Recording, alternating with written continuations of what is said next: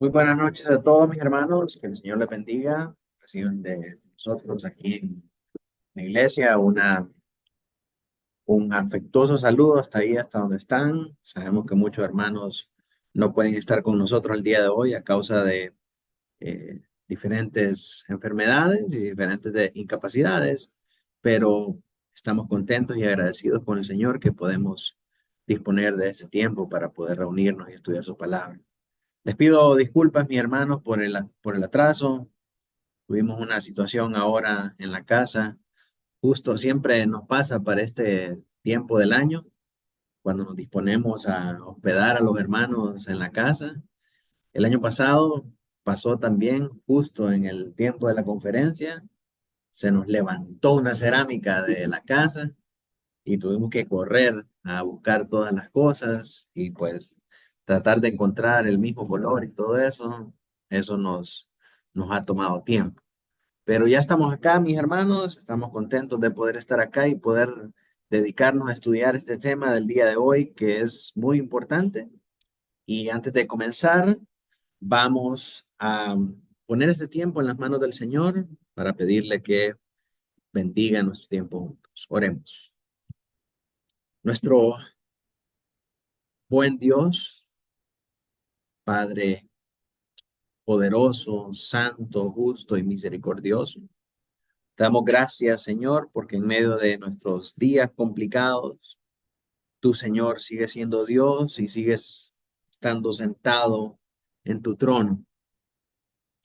Señor, nuestro gran anhelo en esta noche es poder abrir tu palabra, poder aprender de ella, Señor, poder eh, quitar de nosotros la ignorancia y que por medio del estudio de tu palabra, Señor, podamos conocerte más, podamos madurar más, Señor, y podamos nosotros parecernos más a Cristo. Por favor, ayúdanos a poner atención en todas estas cosas. Quita de nosotros toda distracción. Quita de nosotros, Señor, todo pensamiento contrario a la bendición que tú tienes para nosotros en esta noche. Ayúdanos a poder estudiar estas cosas, aprenderlas y aplicarlas para la gloria de tu nombre, Señor. Que podamos salir de acá edificados, Señor, confortados y desafiados a poder leer más tu escritura, querer leer más tu escritura, Señor, a estudiarla más profundamente para entender todas las cosas que tú has hablado a los cristianos a través de todas las épocas y nos hablas a nosotros en esta presente época, Señor, para poder continuar haciendo iglesia para la gloria de tu nombre. En Cristo Jesús oramos. Amén y amén. Amén. Bien, mis hermanos, el tema de hoy es un tema muy importante. Todos los temas de la Biblia son importantes. Espero que puedan ver ahí la, la presentación. Pero ese tema en particular es muy importante, mis hermanos, porque eh, ha rodeado un montón de situaciones y especulaciones entre el misticismo, la ciencia ficción, la fantasía, el gnosticismo y muchas cosas más. El tema de hoy es Apocalipsis 12, mis hermanos. Ya vamos prácticamente por la mitad del libro, como quien no quiere la cosa. Y comenzamos a estudiar un conflicto más profundo, un conflicto que dura desde el capítulo 12 hasta el capítulo 15. Y vamos a ver que en reiteradas ocasiones se vuelve a manifestar una y otra vez. Y Juan describe en las visiones que está viendo en estos capítulos estas profundas realidades de diferentes maneras. Entonces, dentro de este tema, que es el conflicto más profundo que encontramos en Apocalipsis 12:1 hasta el 15:4, tenemos una división de esta sección y lo hemos dividido en estos capítulos en 7 partes. Y no es, mis hermanos, no es coincidencia que tenga 7 enunciados o 7 eh, divisiones esta sección. Recordemos que esa es la manera en cómo venimos viendo los juicios de Dios. con los sellos, en las trompetas y en todo lo demás. Entonces, no es sorpresa ni es extraño ver que esta parte que trata acerca de esta lucha entre el bien y el mal tenga también 7 partes en su estructura. Entonces, el día de hoy vamos a ver la primera parte que tiene que ver con el conflicto de la serpiente con la mujer y su descendencia. Dentro de esta parte abarca el capítulo 12 y hay una división a lo interno de ese capítulo. Entonces, sigue el orden conmigo. Estamos viendo el conflicto más profundo del 12 al 15 y ahora en toda esa sección de que 4 capítulos, 12, 13, 14 y de 3 capítulos hay 7 secciones. La primera abarca el capítulo 12. Este capítulo 12 lo vamos a ver en 3 partes. La primera parte es Dios protege a Cristo y a la comunidad mesiánica contra el diablo satánico. La segunda sección es la muerte y la resurrección de Cristo dan lugar a la victoria de Cristo y de los santos sobre el acusador satánico y la inauguración del reino mesiánico. Es los versículos del 7 al 12. Y finalmente, a causa de la victoria de Cristo sobre el diablo, Dios protege a la comunidad mesiánica contra el daño iracundo del diablo. Entonces, vamos a ver el día de hoy los versículos del 1 al 6, pero no creo que nos vaya a dar tiempo para verlo todo. Vamos a ver únicamente los versos del 1 al 3. Hay mucho simbolismo, hay muchas cosas que tenemos que ver acá y hay muchas cosas que nosotros tenemos que estar bien claros de lo que significan para poder seguir viendo todo lo demás que está plasmado aquí en este capítulo. Es un capítulo bastante cargado con muchos elementos que es necesario entender, porque mis hermanos, esta es justamente la mitad del Apocalipsis. Y esto es clave para entender el Apocalipsis. Para algunos, este capítulo es determinante para entender el libro del Apocalipsis. Entonces, miremos cómo Dios protege a Cristo y a la comunidad mesiánica contra el diablo satánico. Ahora, usted que ya es experto en calumniadores y calumnias, puede entender por qué el término que utilicé ahí es diablo satánico. ¿Qué significa diablo? El Acusador. Eso, ¿quién dijo? Martita. Sí, Bueno, pues una estrellita ahí a Martita. Entonces, cuando decimos diablo satánico, estamos hablando acerca del acusador satánico. Son los versículos del 1 al 6. Entonces, vamos primeramente a leer esta sección el día de hoy. Mauro, si me ayudas ahí a leer. Sí, apareció en el cielo una gran señal, una mujer vestida del sol, con la luna debajo de sus pies, y sobre su cabeza una corona de 2 estrellas. Y estando encinta, clamaba con dolores de parto, en la angustia del alumbramiento. También apareció otra señal en el cielo. He aquí un gran dragón escarlata, que tenía 7 cabezas y 10 cuernos, y en sus cabezas 7 diademas. Y su cola arrastraba la tercera parte de las estrellas del cielo, y las arrojó sobre la tierra.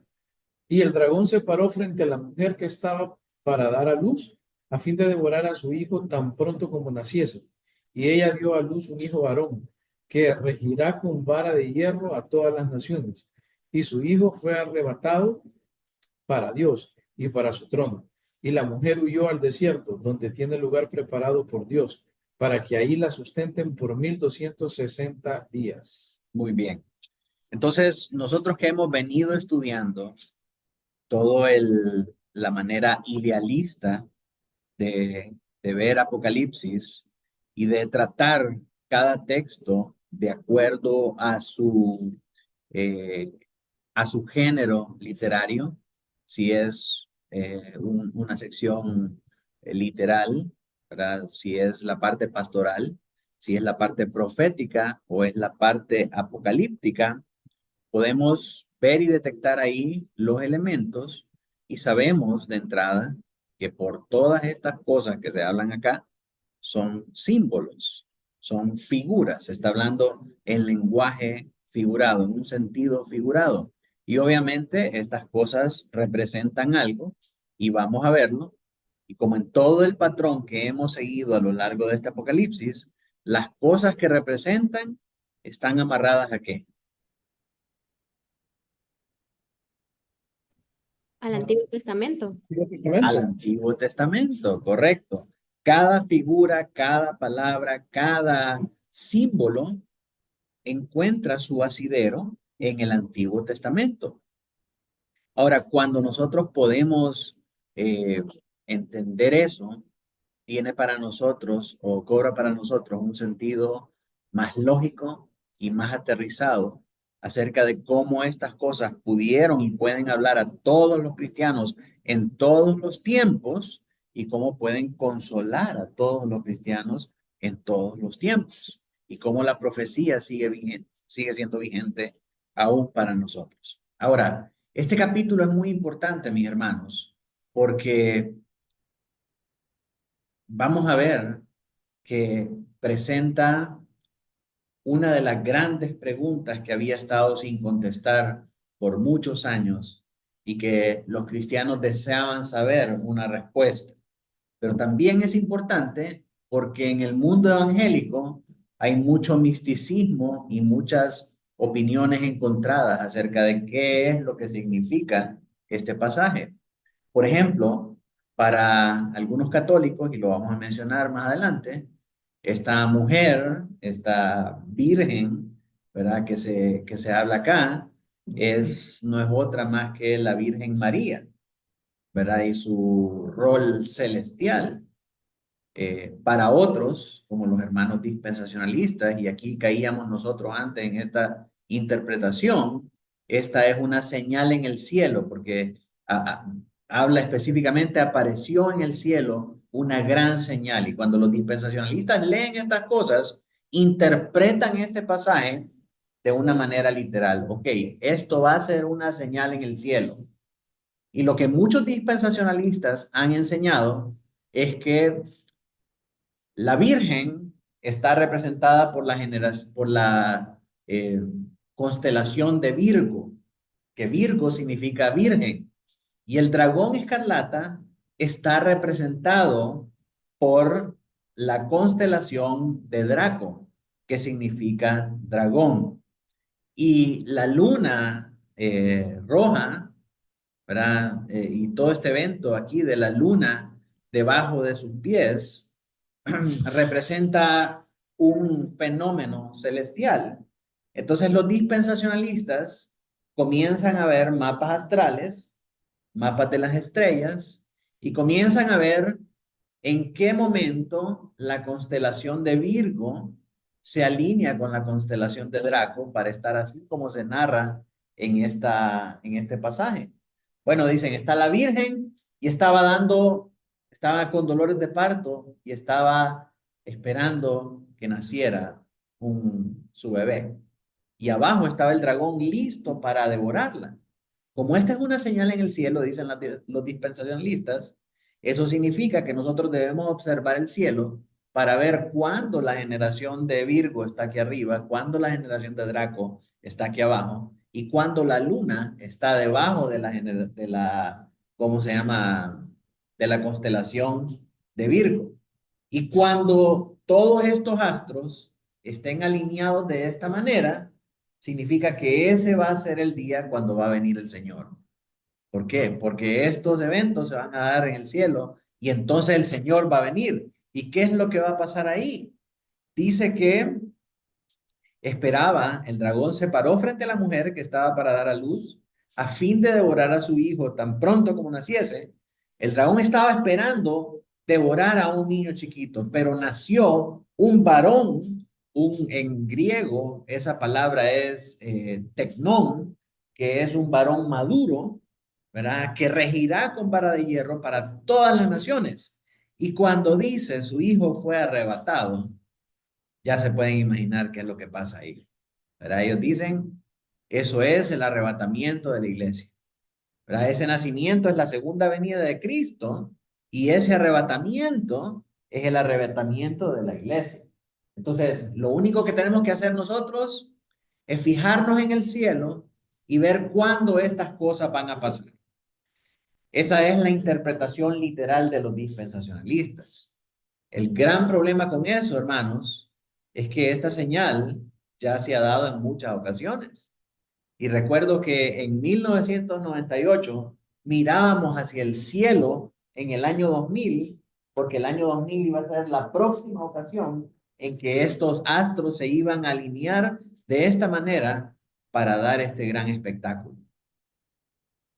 Y adivinen qué pasó. No pasó nada. ¿Verdad? Entonces, ahí es donde ese tipo de interpretación carece de la capacidad de dar consuelo a los creyentes y más bien es motivo de escarnio, ¿verdad? Por andar queriendo interpretar las cosas así de manera caprichosa. Entonces ahora lo que dicen, no, no fue esa fecha. Entonces tenemos que esperar la otra vez que esto vaya a pasar. Y entonces la próxima vez que esto va a pasar es en diciembre del 2024. Entonces el Señor viene en diciembre de 2024 y empiezan a armar toda una teoría de cosas de por qué diciembre del 2024 es el día certero en el que el Señor viene. Y cuando llega diciembre del 2024, se dan cuenta que no pasa nada, que era una interpretación errada. Y así se la pasan por años. Entonces, lo que esto nos dice a nosotros es que esa no es una interpretación correcta. Si nosotros queremos recibir consuelo por este texto, nosotros tenemos que saber qué es lo que el texto nos está diciendo. ¿Verdad? Entonces, es muy importante, hermanos, entender este texto porque la manera en cómo nosotros entendamos este texto, la manera en cómo nosotros entendamos este mensaje, va a formar nuestra esperanza de la venida del Señor Jesucristo y nuestra esperanza y consuelo en medio de las tribulaciones aquí en la tierra. Hermano Noé. Sí, buenas noches, hermanos.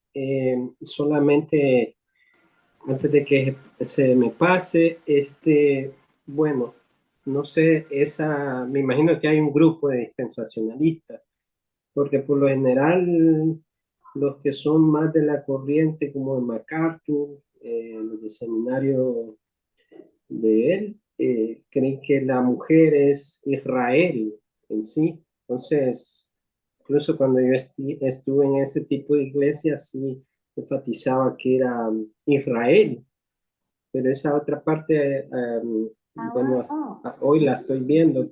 Me imagino que hay otro grupo que cree esa cuestión de los astros que estaba explicando. Pero sí, para resaltar eso, ¿verdad? Que dentro del dispensacionalismo hay también diferentes ramas de interpretación en cuanto a esa mujer que habla ahí el capítulo 12. Solamente quería compartir eso. Sí. Muchas gracias, mi hermano. Es correcto. ¿Verdad? Esa interpretación corresponde a una corriente más liberal del dispensacionalismo que mezcla estos elementos gnósticos, ¿verdad? Perdón, y místicos en su interpretación, mientras que hay una corriente más conservadora, que es la corriente dispensacionalista de MacArthur. Creo que se llaman dispensacionalistas progresivos, y ellos tienen una posición más moderada acerca de esto y hablan de que es el pueblo judío. Hagamos una recapitulación, porque ahorita estamos exactamente a la mitad de nuestro estudio. Quiero que miremos para atrás y miremos qué es lo que hemos aprendido hasta ahorita con la profecía bíblica. Entonces, a pesar de que el capítulo 12 inicia una nueva visión, continúa desarrollando los temas que nosotros vimos anteriormente en este libro. Se adentra en esa dimensión más profunda del conflicto espiritual entre la iglesia y el mundo, que se ha ido desarrollando de manera progresiva desde el capítulo 1 hasta este capítulo 11. Las cartas, por ejemplo, las cartas a las iglesias, hablan de las presiones sobre los cristianos para que las presiones que los están llevando a transigir en su fe, ¿verdad? Y estas presiones dicen proceden tanto de adentro como de afuera. Cuando el Señor le da las amonestaciones a la iglesia, los llama a ser fieles, los llama a no ceder en su fe, porque las presiones de todos lados los están agobiando. Los sellos revelan que las fuerzas espirituales del mal se desatan tanto contra creyentes como incrédulos por igual y son comandadas por el Señor Jesucristo, que ahora está resucitado y tiene poder sobre ellas. Las trompetas, por otro lado, demuestran el juicio de Dios sobre la humanidad endurecida. Y recordemos que el patrón que tienen las trompetas es muy similar a el patrón de las plagas de Egipto, ¿verdad? Y cuando vemos ese lenguaje de las plagas de Egipto, podemos hacer un paralelismo o una analogía entre lo que pasó en Egipto y lo que es el pueblo de Dios ahora saliendo de este Egipto por medio de esos juicios que Dios envía en forma de plagas para hacernos entrar en el nuevo Canaán espiritual que es la Nueva Jerusalén. Entonces, eso nos muestra a nosotros las trompetas. Sin embargo, en todo esto se intercalan secciones que muestran cómo el pueblo de Dios va a ser siempre protegido espiritualmente a lo largo de todos los ayes. Nosotros vemos plagas, vemos destrucción, vemos guerra, vemos todo tipo de situaciones, pero aunque suframos por ellos, el sello de Dios sobre sus elegidos garantiza que nosotros vamos a estar protegidos en medio de estos juicios, por lo menos en nuestra alma, para poder estar con el Señor. Ninguna de estas cosas nos va a separar de Dios. Entonces, eso hemos aprendido hasta ahorita. Los capítulos del 12 al 22, los que vienen ahora, a partir del 12 hasta el 22, que es el último capítulo, cuentan la misma historia de los capítulos del 1 al 11. Pero explican con más detalle lo que los primeros capítulos solamente introducen y hacen una breve referencia o una breve insinuación acerca de las cosas. Por ejemplo, el capítulo 12 ahora revela que el propio diablo es la fuente más profunda del mal.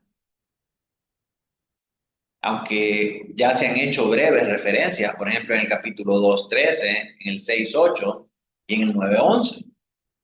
El diablo es el gran iniciador de las pruebas y de las persecuciones de los santos. Él vemos que desencadena a la bestia y al falso profeta, y la ramera Babilonia es también su sierva. Juan presenta estas cuatro figuras: el diablo, la bestia, el falso profeta y la ramera, surgiendo en este orden, pero luego ellos encuentran la muerte en un orden inverso, de atrás para adelante. Y eso lo vamos a ver en los capítulos del 12 al 20, para resaltar al diablo como el iniciador, del primero al último, de cualquier resistencia contra Dios y contra su pueblo. El diablo es siempre el que está detrás de la resistencia a Dios y la resistencia a su pueblo. En ese sentido, entonces, el capítulo 12 puede considerarse la introducción a la segunda mitad del libro del Apocalipsis. En este capítulo vamos a ver también que el diablo no es autónomo, no opera solo y por tanto no es todopoderoso tampoco, tiene sus limitantes. Él y sus agentes solo pueden perseguir dentro de los periodos de tiempo que han sido prescritos por Dios. ¿Cuáles son esos periodos de tiempo?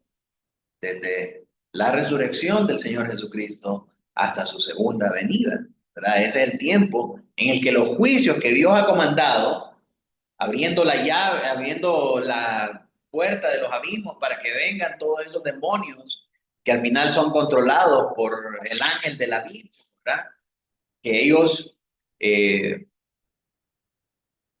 influyan o lleven a cabo toda su obra de maldad en el tiempo en el que Dios ha estipulado. Entonces, ellos no se pueden salir de lo que Dios les ha comandado. Su accionar está limitado por lo que Dios ha prescrito. Y de hecho, el diablo se enfurece por eso, porque no puede hacer más de lo que Dios le permite. Y ataca a los cristianos porque su derrota decisiva ya ha sido puesta en marcha por la resurrección de Cristo y su tiempo de furia está limitado por Dios. Y obviamente a medida que se acabe ese tiempo, su poder y su furia se incrementa, desatando todo su poder y todas sus armas contra los cristianos. Cuando los cristianos comprenden que detrás de sus perseguidores terrenales está el diablo y sus agentes, deben sentirse más motivados a perseverar. ¿Por qué? Porque si es el diablo el que está detrás de nuestros ataques, entonces es un enemigo que ya está vencido. Cristo Jesús ya venció al diablo en la cruz del Calvario. Entonces su poder es limitado y su accionar sobre nosotros es limitado. Y por eso nosotros tenemos que sentirnos motivados a perseverar, porque si Jesús ya lo venció, Jesús puede darnos a nosotros la victoria y nos puede ayudar a vencer y nos puede ayudar a prevalecer. Cristo ya ha derrotado al diablo y a sus huestes mediante su muerte y su resurrección.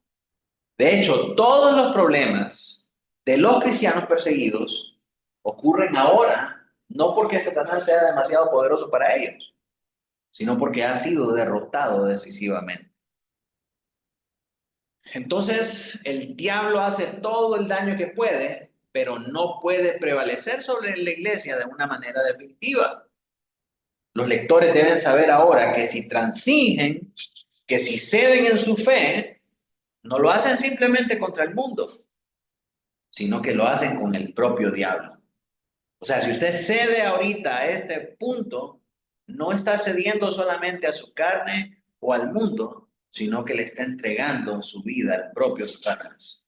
Usted se está dando a usted mismo al propio Satanás. Esta comprensión debería de sacarnos de cualquier grado de complacencia espiritual. Debería de hacernos luchar con más ahínco, más aferrados a las promesas de Dios para poder combatir contra este enemigo que ya fue vencido. Y la mayor parte del retrato del capítulo 12 describe el destino de los creyentes durante la era de la iglesia. En el estilo característico, la historia se cuenta mediante repetidas alusiones al Antiguo Testamento. Hoy hablaba con un hermano esta mañana y me decía, ¿qué quiere decir, pastor, que en Apocalipsis se hace el recuento de las 12 tribus y dice, de la tribu de Manasés, de la tribu de Benjamín, tantos y tantos, de la tribu de Efraín, tantos y tantos, de la tribu de este otro, tantos y tantos? Y después habla de los 144,000. ¿Son acaso dos grupos, el Israel étnico y la iglesia? Y yo le decía, hermano, tienes que saber que lo que está hablando Juan ahí proviene específicamente de una alusión al Antiguo Testamento. Y donde encontramos eso es en el capítulo 7, donde se habla de las trompetas específicamente. Y las trompetas, ¿cuál es el patrón que siguen esos juicios? El patrón de las plagas de Egipto. Entonces, ¿en qué momento se hace un censo en el pueblo de Israel de esa manera? En Deuteronomio, cuando el pueblo se está preparando para entrar a la tierra prometida. Entonces empiezan a contar cuántos salían de Egipto, de la tribu de Benjamín, de la tribu de Efraín, de la tribu de Manasés, de la tribu de Aser, de Gad, de este y del otro, para saber cuántos salieron de Egipto y cuántos iban a entrar a la tierra prometida. Entonces, ¿qué te dice eso a ti? Que el lenguaje que está utilizando Juan es el lenguaje del Antiguo Testamento, y así como miraban ellos al pueblo de Dios alistándose para entrar a la tierra prometida, así miran ahora a la iglesia como ese Israel que se está preparando para entrar en la nueva Jerusalén. Entonces, todas estas narraciones de estas visiones nos conectan con las profecías del Antiguo Testamento para decirnos, estos somos nosotros ahora y esto va a tener un cumplimiento profético en la iglesia ahora. Cuando se cambia a los 144,000, habla de la plenitud, de la totalidad de todos los elegidos de Dios, de todos los tiempos, de todas las edades, que todos ellos, ningún elegido va a quedar por fuera, todos van a heredar la nueva Canaán, la nueva Jerusalén, la tierra prometida espiritual de Dios para nosotros. Entonces, toda la historia de Apocalipsis se cuenta mediante repetidas alusiones al Antiguo Testamento.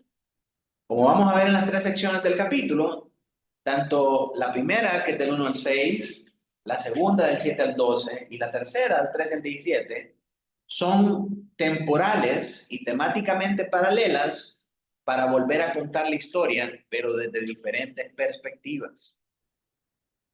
Los versos 6, 13 al 16 y 17 son esencialmente lo mismo, porque narran la protección del pueblo de Dios a través de las pruebas.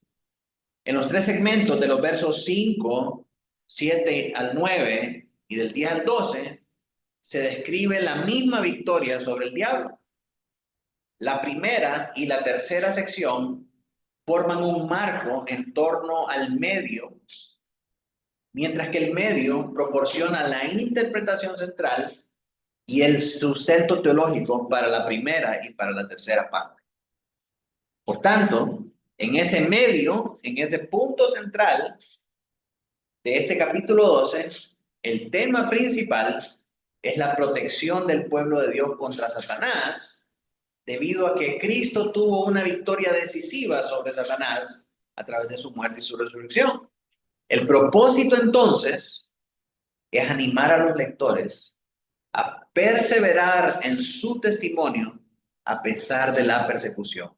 A pesar de que son tiempos difíciles, a pesar de que son tiempos de juicio, a pesar de que son tiempos de persecución, no debemos transigir, no debemos ceder en nuestra fe. Debemos permanecer fieles, debemos permanecer firmes, debemos permanecer dando testimonio del Señor a los incrédulos. Ahora, miremos cada una de las partes de esta primera parte. Verso 1. Ludwig. Apareció en el cielo una gran señal, una mujer vestida del sol, con la luna debajo de sus pies y sobre su cabeza una corona de 12 estrellas. Muy bien. Entonces, ¿qué son estas señales? ¿Quién es esta mujer? ¿Qué significa el sol, la luna y las estrellas? ¿Dónde ha escuchado usted estas 3 cosas juntas anteriormente? Piensa en todo el contexto bíblico. Piensa en todas las historias. Sí. En José. Muy bien. En José. ¿Qué pasó con José? Tuve el sueño Ajá. de decir que los hermanos le servían a él y él lo practicaba. Ok. Entonces, están en el mismo orden y vamos a ver que esta misma visión tiene una alusión a la historia de José. Los siguientes versos revelan que esta mujer es una imagen de la comunidad fiel de creyentes que existía tanto antes como después de la venida de Cristo. Hablamos de la primera venida de Cristo. Antes de Cristo, ¿habían creyentes, sí o no? Claro que sí. Todo Hebreos 11 nos dice acerca de los héroes de la fe. Entonces, Cristo siempre ha tenido su remanente, Dios siempre ha tenido su remanente de creyentes. Esto se basa en el precedente del Antiguo Testamento, donde el sol, la luna y las 11 estrellas representan metafóricamente a Jacob, a su esposa y a las 11 tribus de Israel que se inclinan ante José, que representa la 12ª tribu. Entonces, cuando miramos a esta mujer, ¿quién es esta mujer? Esta mujer representa el pueblo fiel de Dios antes de Cristo y después de Cristo. ¿Sí? Basamos nuestra interpretación en que en el sueño de José, Jacob, su esposa y sus hijos, que era la comunidad de creyentes de ese momento, son descritos de esta manera, con estos elementos, con esta simbología. Pero también Cantares se utilizó en la literatura judía posterior para describir a Israel en términos del sol, la luna y las estrellas. Cuando Cantares habla acerca de estas cosas, está refiriéndose al pueblo de Dios. Luego, el Israel restaurado, que en Apocalipsis se identifica como la iglesia, ahora se describe en una forma similar en Isaías. Isaías habla del sol, la luna y las estrellas para referirse a un Israel restaurado. Que en Apocalipsis, ese Israel restaurado es la iglesia. ¿Estamos entendiendo? Miremos el patrón.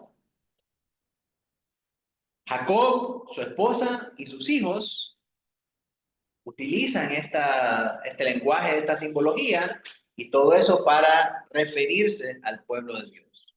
Cantares habla nuevamente del sol, la luna y las estrellas. ¿Y a qué se está refiriendo? A los creyentes también, a la comunidad de la fe. Luego Isaías habla otra vez acerca del sol, la luna y las estrellas. ¿Para referirse a qué? A Israel, a la comunidad de creyentes, a la comunidad fiel del Señor. Entonces, cada vez que nosotros vemos estos elementos juntos, se está hablando acerca de esa comunidad de fe, acerca de esa comunidad de creyentes, acerca de Israel, el pueblo de Dios. Vamos a ver algunos textos de prueba para que ustedes miren que no solamente es invento mío. Génesis 37:9, hermana Carlota, si lo puede leer.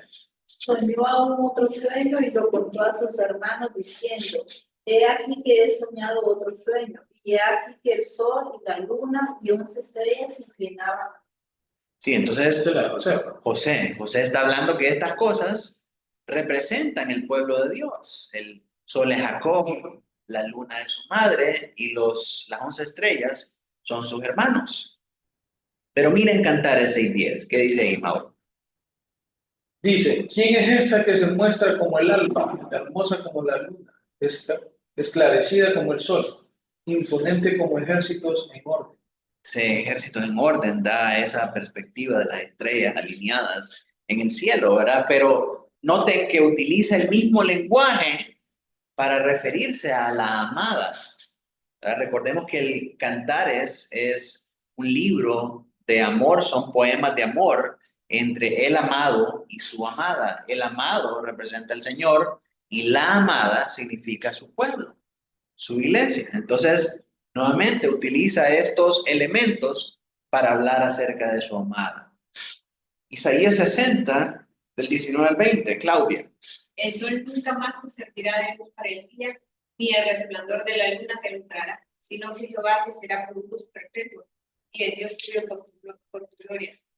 No se pondrá jamás tu sol, ni menguará tu luna, porque Jehová te será por luz perpetua, y los días de tu luz serán acabados. Sí, entonces ahora el Señor está utilizando estos mismos elementos para relacionarlos con una profecía para Israel restaurada. Aquí está hablando, no está hablando de la Israel perversa, de la Israel de dura cerviz, de la Israel que hace cosas que son abominación al Señor, sino que está hablando de un estado de Israel en el que el Señor dice que va a ser la luz de su día y el resplandor de la luna le alumbrará. No le alumbrará, sino que Jehová va a ser su luz perpetua y el Dios suyo de gloria. Está hablando de Israel restaurada. Y habla de estos elementos también. Ahora, ¿qué significa esto? Que así como el sol, la luna y las estrellas parecen estar lejos de la tierra y son inmunes a la destrucción por parte de cualquier fuerza terrenal, el verdadero Israel, tanto en el Antiguo Testamento como en el Nuevo Testamento, en última instancia, es indestructible en la tierra porque su verdadera identidad es espiritual. Los ejércitos de acá pueden decir: vamos a lanzar una bomba nuclear para destruir Alpha Centauri. ¿Ustedes creen que le puede hacer algo una bomba nuclear de acá de la Tierra a cualquiera de estas estrellas? Son pírricas, ¿verdad? Son insignificantes, son nada. Entonces, es una hermosa comparación para establecer la presencia de la iglesia en la tierra, pero su identidad celestial. A nosotros nos pueden matar aquí en la tierra, nos pueden hacer todo lo que quieran, pero no pueden destruir nuestra alma, nuestro espíritu, porque somos ciudadanos del cielo. Pero así como las estrellas no pueden recibir ningún daño por parte de ninguna de las huestes que controlan actualmente la tierra, así nosotros como iglesia no podemos recibir ningún daño espiritual por parte de estas mismas fuerzas, porque somos ciudadanos del cielo. El hecho de que la mujer represente tanto a la comunidad del antiguo como del nuevo pacto queda aún más claro en los versos del 11 al 17, donde su simiente o su descendencia no solamente es Cristo, sino también toda la comunidad de seguidores. El alumbramiento que tiene esa mujer no solamente es que de su seno sale Cristo, sino que también salen los seguidores de Cristo. ¿Sí? Y entonces vemos que aunque el dragón quiere devorarla, no puede, porque su simiente es poderosa, su simiente tiene una identidad celestial. La corona en su cabeza se define mejor desde el propio Apocalipsis. Esta representa la participación de los santos en la realeza de Cristo y la recompensa que el verdadero pueblo de Dios recibe a lo largo de los siglos por su victoria sobre la oposición a su fe. Entonces, esa corona representa que este es el linaje real del Señor. La iglesia, la comunidad de fe, posee las características reales de Dios. Las cosas que vimos este domingo, ¿verdad? La justificación, la santificación, la glorificación, esas son las glorias de la iglesia. Ningún otro grupo organizado en la tierra es poseedor de esas riquezas, es poseedor de esas coronas. Esa es la gloria de la iglesia. El brillo estelar de su apariencia refleja la poderosa y pura luz del sol que surge de la imagen gloriosa de Dios y de Cristo. Ahora, ¿quién es esta mujer? Miremos Apocalipsis 12:2, Ludwig. Y estando encinta, clamaba con dolores de parto, en la angustia del alumbramiento. Bien, los comentaristas católicos dicen que esto se trata acerca de la Virgen María. La mujer que es presentada aquí en este pasaje es la Virgen María, la Madre de Jesús. Pero si nosotros entendemos lo que esta figura significa realmente a la luz de la interpretación bíblica, y si entendemos que cada mensaje de Juan tiene un asidero en el Antiguo Testamento, la idea de que pueda ser María realmente no tiene tanta trascendencia o tanta importancia. Sí pudiera ser, pero realmente cuando nosotros empezamos a ver todas las profecías en el Antiguo Testamento que relacionan esta figura de esta mujer con el verdadero pueblo de Dios, el hecho de que pueda ser María no es tan trascendente y tan importante como lo que dice la Biblia que verdaderamente es. Esta es la comunidad de creyentes del Antiguo y del Nuevo Testamento. No solamente por todos los versos que hemos visto anteriormente. Génesis, Cantares e Isaías, sino también por todo lo que le pasa a esta mujer en el contexto de este capítulo. Pensemos, es perseguida, es llevada al desierto, en el desierto es sustentada, y a pesar de todas las cosas que el dragón le quiere hacer, ella prevalece. Y si pensamos en María en ese contexto, realmente María no tuvo que pasar por esas cosas. Entonces, definitivamente, no es la Virgen María. Queda claro entonces que la mujer no representa a un individuo como María, sino que representa a la comunidad de la fe, dentro de la cual la línea mesiánica finalmente produjo una descendencia real. Y aquí es donde radica, hermanos, lo hermoso y lo glorioso de este pasaje. Esto es evidente no solamente por la discusión del versículo 1, sino que también por todo lo que le pasa a esta mujer en el resto del capítulo. Los dolores de parto. Los dolores de parto de la mujer se refieren a la persecución que esta comunidad del pacto tiene y esta línea mesiánica durante los tiempos del Antiguo Testamento y especialmente en el período intertestamentario, o sea, el período que está entre el Antiguo Testamento y el Nuevo Testamento, que sucede antes de que Cristo nazca, antes de que Cristo venga. La idea de persecución se expresa en la frase el sufrimiento, literalmente siendo atormentado. Pues el verbo, que en griego es basanizo, se utiliza en el Nuevo Testamento para describir el sufrimiento que proviene del castigo, de la prueba y de la persecución. Y tenemos ahí varios versículos que nos hablan a nosotros acerca de eso. La sugerencia o la interpretación acá es que la mujer está siendo atormentada y sufriendo mientras intenta dar a luz, lo que encaja con una imagen de la comunidad judía fiel perseguida en el período antes del nacimiento de Cristo. Antes de que Cristo naciera, los judíos estaban siendo perseguidos y ellos esperaban su liberación a través de la venida del Mesías. Era una prueba para seguir esperando la gran liberación que el Mesías traería finalmente en su venida. Entonces, aquí es muy importante que en este punto de la visión sea presentada esta mujer dando a luz a este Mesías y dando a luz a estos seguidores y a este pueblo fiel. Porque en el capítulo 17, más adelante, vamos a ver otra mujer descrita. Y esa es la gran ramera.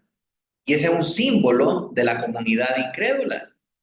Y aquí la figura contrastante de la mujer justa por un lado, esa virgen que da a luz a ese varón que reinará con vara de hierro y a todos sus descendientes, debe representar a la comunidad de los creyentes. Debe representar a la iglesia. Dado que esta otra mujer es el contraste, representa a los incrédulos. La fuente definitiva de la visión de Juan aquí en la palabra profética, dada en Génesis 3, 14 y 16, de que después del dolor de Eva en el parto, su simiente heriría la cabeza de la serpiente. Génesis 3 del 15 al 16, se los leo yo. Y pondré enemistad entre ti y la mujer, y entre tu simiente y la simiente suya. Esta te herirá en la cabeza y tú le herirás en el calcañal.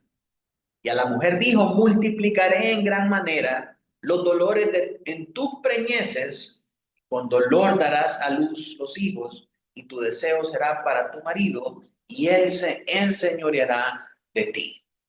Entonces, mis hermanos, cuando Juan mira esta visión tan gloriosa y tan importante en Apocalipsis 12, es una tremenda palabra de consuelo y es una tremenda revelación para la comunidad de creyentes de todos los tiempos. ¿Por qué? Porque la promesa esperada desde Génesis 3, 14, 15 y 16, que el Señor iba a levantar una simiente que heriría a la serpiente, está siendo respondida en vivo y en directo. ¿Cuál es la simiente de la mujer que iba a vencer a ese dragón, la serpiente antigua, Satanás? Cristo Jesús. Cristo Jesús. Esta visión, hermanos, de esta mujer dando a luz con dolores de parto es la consumación de la profecía hecha en forma de semilla en Génesis 3:15, diciendo de que la simiente es Cristo Jesús y la simiente ha venido. Y la simiente ha vencido a Satanás, así como Dios lo dijo desde Génesis 3:15. Entonces se da cuenta, lo que se dijo en Génesis es ahora cumplido en el Apocalipsis. La simiente ya vino. La simiente está acá y la simiente vence al dragón, la serpiente antigua, Satanás. Y esa es la gran trascendencia de esta visión. La mujer que representa al pueblo del pacto de Dios, da a luz a aquel que va a recuperar lo que se perdió en el jardín. Y el hecho de que la mujer represente a la comunidad fiel del pacto se demuestra también por los numerosos paralelismos con las profecías de Isaías relacionadas a Israel. Y mire lo que dice Jesús a sus discípulos en Juan 16, del 21 al 22. Mauro, ¿puedes leer ahí? Sí. La mujer cuando da a luz tiene dolor, ¿verdad? Sí. Porque ha llegado su hora, pero después que ha dado a luz un niño, ya no se acuerda de la angustia por el gozo de que haya nacido un hombre en el mundo. También vosotros ahora tenéis tristeza, pero os volveré a ver y se gozará vuestro corazón y nadie os quitará vuestro gozo. Aquí, en consonancia con nuestra visión de Apocalipsis 12, los discípulos representan a esa madre, la comunidad mesiánica en cuyo seno nació Cristo resucitado. ¿Sí? Los judíos son esa madre que está esperando dar a luz. Son esa comunidad de creyentes que está esperando dar a luz a ese Cristo resucitado que va a poner a sus pies a Satanás. ¿Sí? Entonces, Jesús utiliza la misma simbología para referirse a su segundo nacimiento, que es esa resurrección, ¿verdad? Y que esa iglesia, esa comunidad de creyentes, iba a presentar al mundo a ese Cristo resucitado. La resurrección del Señor Jesucristo es otra manera o es otro cumplimiento de este alumbramiento celestial. ¿Sí? La iglesia esperaba el nacimiento, la resurrección de este Cristo, y Cristo resurge, o Cristo alumbra, Cristo resucita con poder y con gloria. Sin embargo, Apocalipsis 12:2 no está hablando de la resurrección, sino que está hablando acerca del primer nacimiento de Cristo y no de este nacimiento posterior a la resurrección. O sea, Apocalipsis 12 está anticipando el cumplimiento de Génesis 3, 14, 15 y 16. ¿Sí? ¿Y eso se dio cuándo? Cuando el Señor Jesucristo nació. Entonces, esa imagen que Juan mira en el cielo es el cumplimiento de la profecía de que la simiente de la mujer iba a vencer sobre Satanás. Y esto, de nuevo, Isaías lo habla una y otra vez. No es solamente algo que está en Apocalipsis. Miren lo que dice Isaías 7:14. Por tanto, el Señor mismo os dará señal. He aquí, la Virgen concebirá y dará a luz a un hijo y llamará su nombre Emmanuel. Pero no solo eso. Isaías 26, 17 y 18. Como la mujer encinta cuando se acerca el alumbramiento, gime y da gritos en sus dolores, así hemos sido delante de ti, oh Jehová. Concebimos, tuvimos dolor de parto, dimos a luz viento, ninguna liberación hicimos en la tierra, ni cayeron los moradores del mundo. Israel también está de parto, pero no da a luz. Pero va a llegar el día en que las cosas van a cambiar. Dará a luz sin problemas y Dios castigará al dragón que vive en el mar. Y ese es inmediatamente el capítulo 27 de Isaías. Obviamente, aquí estamos viendo a Israel en la cautividad. Pero se puede tener entonces, Manuel, dos interpretaciones. ¿Cómo así? O sea, digamos, la mujer está dando a luz, entonces se puede interpretar como Jesús y se puede interpretar como Israel. No, es que la mujer, Jesús no es la mujer es la comunidad de creyentes. Sí. ¿Verdad? La comunidad de creyentes, podemos nosotros basar el cumplimiento de esa profecía en cuanto al nacimiento virginal del Señor Jesucristo para traernos liberación del pecado, pero también puede adaptarse a la resurrección de Cristo, que por medio de su resurrección, Él consumó eso que se comenzó con su nacimiento. La promesa de Dios se materializa en el nacimiento de Cristo, pero se consuma en la resurrección de Cristo. Sí. Por eso es que ambas pueden ser identificadas en esa misma visión. Entonces, lo que dice Isaías acá es que Israel se mira también de esa manera, como la mujer encinta. Y eso reafirma la perspectiva de que la mujer celestial, la mujer de la visión de Juan, es la comunidad de la fe. Con la diferencia de que aquí, en este pasaje de Isaías 26, Israel no da a luz todavía, porque el cumplimiento de esa profecía se va a dar hasta el nacimiento de Cristo. ¿Ok? Pero ellos, desde el momento de la cautividad, se miran así como esa mujer embarazada, como esa mujer encinta que está esperando a ese varón que los iba a liberar. Entonces aquí el Señor no les permite a ellos tener un alumbramiento en medio de la cautividad.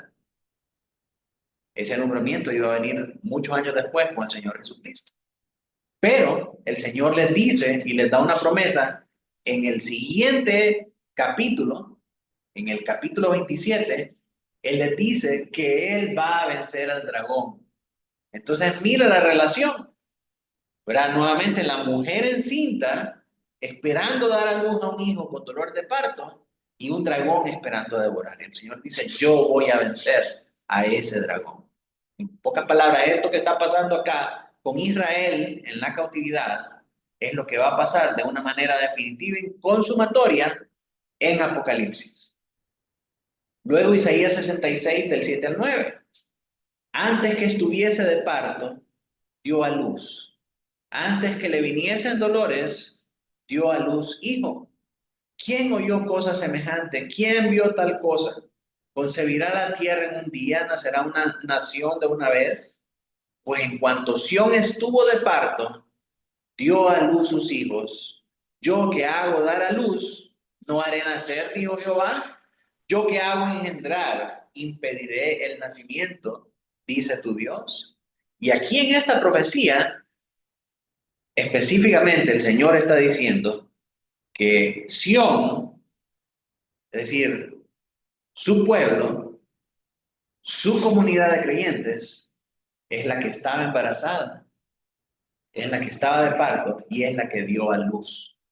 Entonces, mis hermanos, en términos de la interpretación bíblica y viendo a la Biblia, interpretar a la Biblia, la mujer en la visión de Juan no es la Virgen María, no es el Israel nacional, es la comunidad de creyentes, el pueblo verdadero de Dios, tanto en el Antiguo Testamento como en el Nuevo Testamento. Amén. Entonces, el dragón escarlata, ya salimos de quién es la mujer. La mujer es la comunidad de creyentes del Antiguo y del Nuevo Testamento. Ahora el dragón escarlata. También apareció otra señal en el cielo, y aquí un gran dragón escarlata que tenía 7 cabezas y 10 cuernos, y en sus cabezas 7 diademas. Sin excepción alguna, nosotros sabemos que la imagen del dragón se utiliza en todo el Antiguo Testamento para representar al reino malvado que persigue al pueblo de Dios. Y detrás de ese reino está el dragón, la serpiente antigua, Satanás. Y el medio que él usa son los reinos malvados de la tierra. Los persas, los babilónicos y todo lo demás. El color rojo connota el carácter opresivo del dragón. Y en el capítulo 17, nosotros vemos que el color escarlata de la ramera y de la bestia están relacionados directamente con la mujer ebria de la sangre de los santos. Asimismo, el segundo caballo en el capítulo 6:4 era rojo y tenía una espada con la que la gente se mataba entre sí. Y eso incluía el derramamiento de la sangre de los fieles. A menudo el malvado reino de Egipto se representa por este emblema del dragón. Se dice que Dios derrotó al faraón como un dragón marino en la liberación del Éxodo. Y al final de la historia, Dios va a volver a derrotar al dragón de Egipto. Vemos algunos pasajes que nos hablan acerca de eso. Salmo 74 dice, dividiste el mar con tu poder, quebrantaste cabezas de monstruos en las aguas, magallaste las cabezas de Leviatán y lo diste por comida a los moradores del desierto. Ezequiel 29:3, habla y di, así ha dicho Jehová el Señor, he aquí yo estoy contra ti, Faraón, rey de Egipto, el gran dragón que yace en medio de sus ríos, el cual dijo, mío es el Nilo, pues yo lo hice. Entonces ve que representa a Egipto como ese dragón. Pero realmente es Satanás el que está detrás de ese reino malvado. Pero ese reino malvado es presentado como el dragón porque está haciendo opresión contra su pueblo.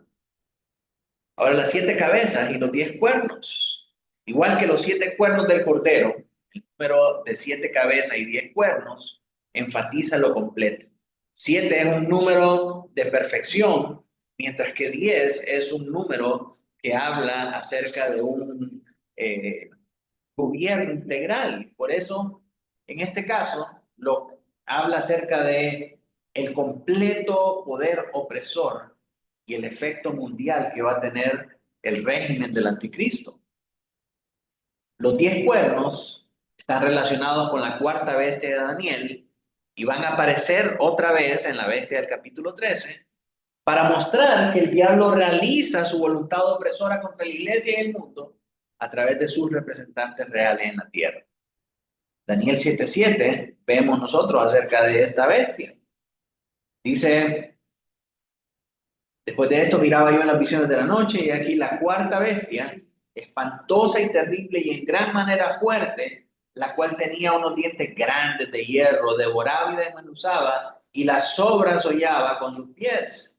Y era muy diferente de todas las bestias que vi antes de ella y tenía 10 cuernos.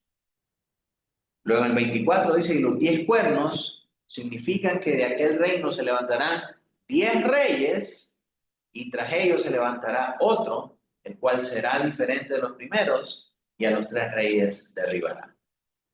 Ahora las 7 diademas. La descripción final del verso 3 es que en las cabezas del dragón habían 7 diademas. Diadema, la palabra griega diatima, significa también corona, una tiara, ¿verdad? La tiara es como una diadema que anda aquí cualquier representante de monarquía o gobierno. Las coronas representan las falsas pretensiones de autoridad soberana y universal del diablo que se oponen al verdadero rey de reyes y señor de señores, que también lleva muchas diademas, nos dice el capítulo 19, versículo 12, y los capítulos del 19 al 21. Y la similitud entre estas dos descripciones de la bestia que tenía diademas y el rey de reyes y señor de señores que tiene diademas también, revelan una intención consciente de poder contrastar cómo la bestia utiliza su poder y en contraste cómo el Señor utiliza su poder. Así que hermanos, por cuestiones de tiempo, vamos a quedarnos hasta acá. Quiero saber si todo está claro con lo que vimos hasta el momento.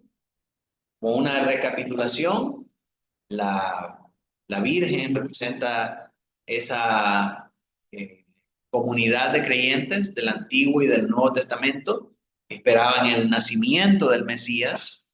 El dragón, el dragón escarlata, representa el diablo detrás de los principales gobiernos mundiales que buscan oprimir a los creyentes. Sus 7 cabezas y 10 cuernos representan la totalidad de ese poder opresor y las diademas significan usurpar ese poder de Dios y creer que son soberanos y universales gobernadores de todo lo que es de Dios, de todo lo que pertenece a Dios. Entonces, mis hermanos, hasta aquí esta clase. No sé si alguien tiene una pregunta. Vi que el hermano Noé tenía la mano levantada. Hermano Noé, o fue que se quedó de la vez pasada. No, se quedó de la vez pasada, creo. Ok. ¿Alguna pregunta, mis hermanos? ¿Estamos claros? Bien, vamos a orar entonces. Voy a pedirle a mi hermano Ludwig que pueda despedirnos en oración. Padre amado, muchas gracias, Señor, que nos has permitido reunirnos una vez más para aprender un poquito más acerca de tu palabra. Permite que esta palabra quede en nuestras cabezas, corazones, Señor. Vamos a cobrar ánimo a través de saber que al final pues, la victoria ya fue dada por tu sacrificio en la cruz. Ayúdanos a pelear esta buena batalla contra el pecado y contra todo el tipo de amenazas que el enemigo pone contra nosotros. Ayúdanos a seguir firmes, ayúdanos a ser valientes. Guárdanos de regreso a nuestros hogares, Señor. Bendice nuestro descanso y que podamos terminar la semana de la mejor manera posible. Te amamos, Señor.